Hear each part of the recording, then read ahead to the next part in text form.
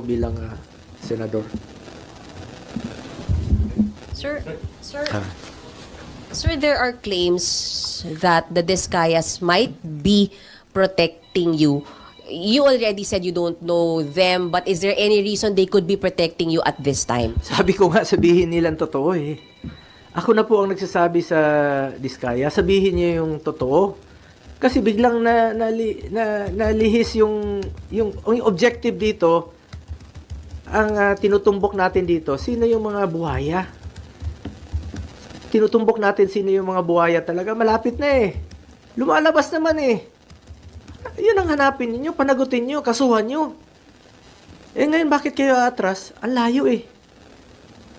Ang layo ng inatrasan niyo, parang cover up na ang nangyayari. Tumbukin ninyo yung mastermind. Ang issue dito yung flood control at yung mga ghost projects. Bakit aatras ka ngayon? Kaya ako nananawagan sa lahat ng mga witnesses, magsabi kayo ng totoo. Wala kayong dapat itago. At wala silang dapat proteksyonan sa akin dahil wala po akong kinalaman. Hindi ko naman sila kilala. Hindi naman po ako nag-i-involve sa any government transactions.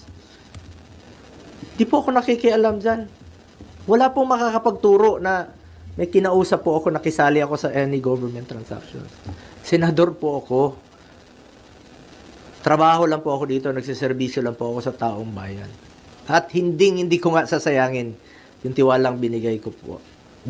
Hindi ko sasayangin tiwalang binigay nyo sa akin.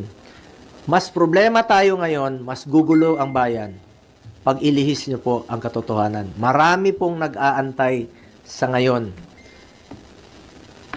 Malaman yung katotohanan at matumbok ang may kasalanan at may pananagutan dito sa mga ghost project, dito sa mga flood control projects po. But sir, would you be willing to cooperate